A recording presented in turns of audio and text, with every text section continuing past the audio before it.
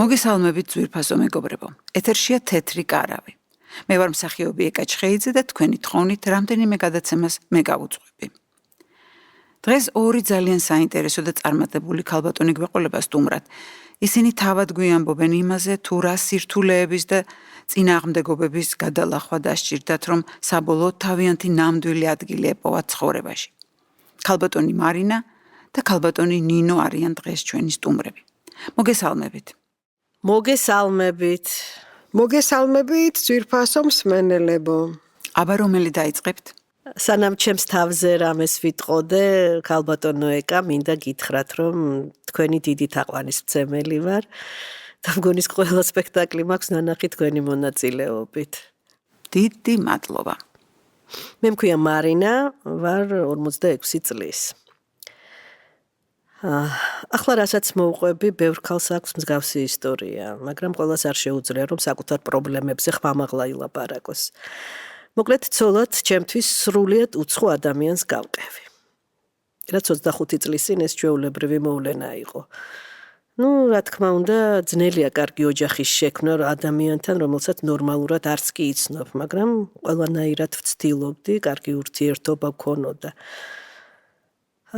უბრალოდ, როდესაც მივხვდი, რომ ჩვენი ურთიერთობის შენარჩუნებას აზრი არ ქონდა, ყველაფერს წერტილი დავუსვი და გავშორდი. ეს ნაბიჯი ჩემმა ოჯახმა ძალიან მტკივნეულად მიიღო. ეხლა წარმოიდგინეთ, ტრადიციულ პატარა ქალაქში ცხოვრობ და ქმარს გაშორებული შვილი უკან გიბრუნდება, თანაც პატარა ბავშვით. წარმომიდგენია. ამ დროს შეიძლება დაუმსახურებელი ტალახიც გესროლონ, გაგლანძღონ და ასეც იყო სხვათა შორის. როცა ჩემი ბავშვობის მეგობრებთან, ჩემს კლასელებთან ისევ მომინდა აქტიური ურთიერთობის გაგრძელება, მათგანაც კი რაღაც დისტანცია ვიგრძენი. მე კი ჩემი ყურით გავიგონე ერთ-ერთის დედისგან, მაგასთან ერთად თუ ივლი ქუჩაში, რასაც მაგაზე ამბობს ხალხი, შენზეც იგივე სიტყვიანო.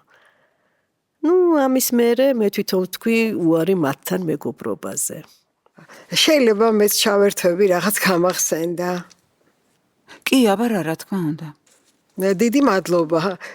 სკოლაში მეც მწარედ მახსოვს, ახლა კი მეცინება, მაგრამ ერთი ხუთოსანი კლასელი ყავდა ყველასთვის სამაგალითო. ყველა დაფაზე მისი სურათი ეკიდე დიდი ბაფთით და ხელში წიგნებით. ისე ცოტა კი მშურთა, მაგრამ მეგობრობდი და ძალიან მიყვარდა და ერთ დღესაც მეუნება ჩემთან მეგობრობა თუ გინდა 4-ოსანი მაინც უნდა იყოო და 60-თან მოკლედ ვეღარ ვიმეგობრებო. მერე რამდენი წლის იყავი? რა ვიცი, ესე 10-11-ის ვიქნებოდი. იზღამე თეთრად გავათენე ფიქრებში. პირველად იყო რომ რაღაცაზე ვიდარდე და ბევრი ვიფიქრე. მეორე დილას კი დედაჩემს ვუთხარი, მათემატიკაში ძალიან ჩამოვრჩი და დახმარება მჭირდება მეთქი.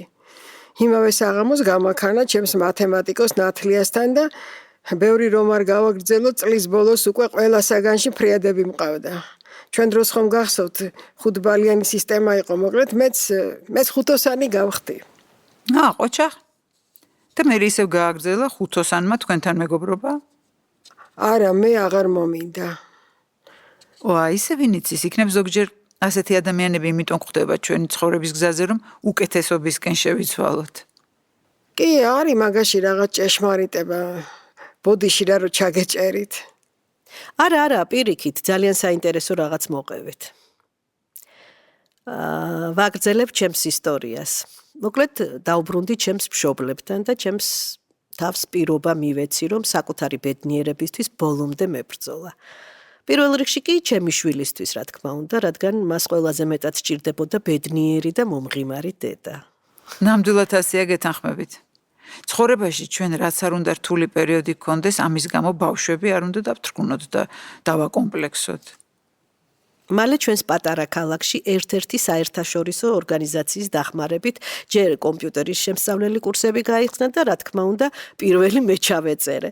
მე კი სხვათა შორის ამერიკიდან მოწვეული ქალბატონი ქვილთის შექმნის ხელოვნებას ასწავლიდა და იქაც გავწევრიანდი. თან მთხოვე თუ შეიძლება ჩემი შვილიც რომ ვატარო წყნარი ბავშვია და არ შეგაწუხებთ მეთქი. არ მინდოდა მოწყენილი მჯდარი იყო სახლში ჩემს ბოლოდინში. რას ქვია შემაწუხებსო, აუცილებლად მოიყვანეო. რას ვიფიქრებდი რომ ქალბატონი მარჯი ჩემი 6 წლის გოგონასაც დააწყებინებდა ქვილთის კეთებას. ისეთი სიყვარულით უხსნიდა, როგორ უნდა შეეკერა ნაკუწებისგან პატარ-პატარა რაღაც გადასაფარებლები, ისეთი კარგი იყო, ისეთი რუდუნებით, რომ ჯგუფში 6 ქალი ვიყავით და ჩემმა პატარამ ყველაზე მალე აუღო ალყო. თავიდან ჩვენი ნამუშევრების რეალიზაციაში ყველას ქალბატონი მარჯი გვეხმარებოდა, მე კი ინტერნეტში ჩემი გვერდი გავაკეთე, შეკვეთებით წამოვიდა და წამოვიდა. ძირითადად უცხოელები ინტერესდებოდნენ და მას მერე 20 წელზე მეტი გავიდა და დღეს უკვე მე და ჩემს ქალიშვილს დედაქალაქში ჩვენი სახელოსნოც გვაქვს და ბინაც ვიყიდეთ, რა თქმა უნდა. ჩემი ისტორია იმიტომ მოგიყევით, რომ გაგამხნევოთ ყველა ის ქალი, რომელსაც უხეირო ქმარი ყავს და მასთან დაცილების და დამოუკიდებლად ცხოვრების ეშინია. ნუ გეშინიათ ქალებო, ნუ გეშინიათ. იყავით თამამები და ისწავლეთ. ერთ ადგილას ნუ გაჩერდებით. აი დარწმუნებული ვარ, რომ ყოველთვის შეძლებთ თქვენი ცხოვრების შეცვლას უკეთესობისკენ.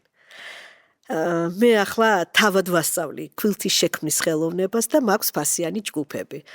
მაგრამ ყველა ჯგუფში 2 უფასო ადგილი მაქვს, რომ სხვებსაც, ვისაც ამის ფინანსური შესაძლებლობა არ აქვს, შევასწავლო ის საქმე, რამაც მე გადამარჩინა და მერე კი წარმატებაც მომიტანა.